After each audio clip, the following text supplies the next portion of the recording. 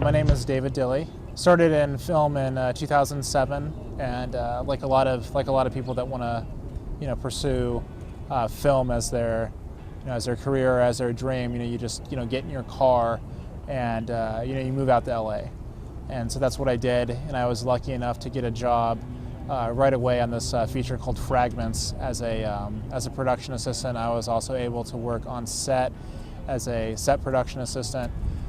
Worked for a production assistant for about a year, and then transitioned from that into a producer's assistant. Like everybody else, I like movies. I like what a good movie is able to do, and that is that it just it tells a story about these characters that obviously do not exist at all anywhere outside of this film.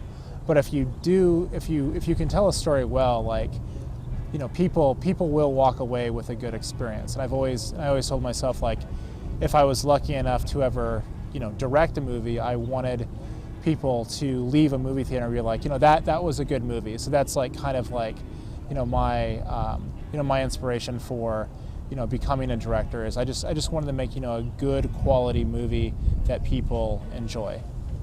Suspicion. It stars Suzanne May and Brad Blaisdell. It actually is going to be released at the Harkins Valley Art Theater March 2nd through March 9th for our limited theatrical release.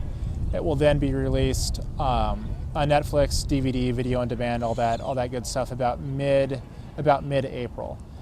The premise of the movie is we follow Daryl Jacobs, who is played by Brad Blaisdell. He is a retired member of the mafia. He's dying of lung cancer. Having left the mob, he has no one that he can talk to. And so the movie is about how he befriends this college student. Her name is Alicia Foray, and that's the character that Suzanne May plays. And they form this unlikely friendship. Again, it's a mafia film, so as they meet in public places, Jacobs doesn't know that he's put her life in jeopardy. And the reason why is that within this mafia family that he used to belong to, there's this internal war going on. People are being killed, and this mafia family is watching Jacobs and this girl who they don't know who she is. Shot-making process. So obviously you storyboard. Then you sit down with your director of photography. For this movie, it was Danny Grunes. And you sit down and you say, okay, these are the shots that I'm thinking for these scenes. But again, you have to realize that with whatever people do in your movie, they're all professionals. So they're all hired because they know more about that element of filmmaking than you do. So keep yourself open. So for the shot design, for example, like I said, I did the storyboards, sat down with Danny and was like, okay, this is what I'm thinking for the movie. If you think of anything, like, let me know. Let's explore it.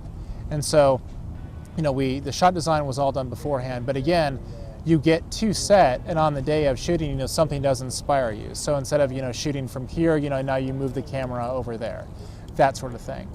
Same thing is true with actors. I wrote the script, sat down with them, and like, this is a story, but you are these characters. So if something, you're bringing these characters alive. So if something doesn't sound right, or maybe we could, do it better, like, let me know, and we'll go from there. Like, you are these characters. You have absolute creative freedom to explore and to get into these characters' heads. And if something doesn't work, we will adjust then. And that's just my philosophy. I think that you should never be a micromanager as a director. I think that you're working on this film, however long photography takes, and you should always listen to your cast and crew. And I think if you can do that, you always will end up with a better film. In terms of directors that I've always liked, it's always directors that tell compelling stories. So like Scorsese or Danny Boyle, people like that who take these concepts and approach them from from like these unique perspectives. And I think their work speaks for itself.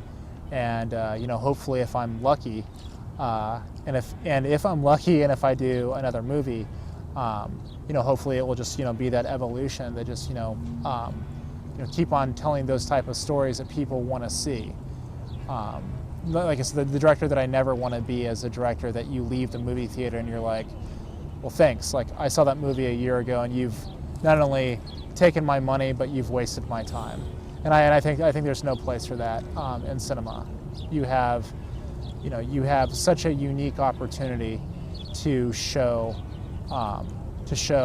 a visual story to someone, and yeah, so that's the plan.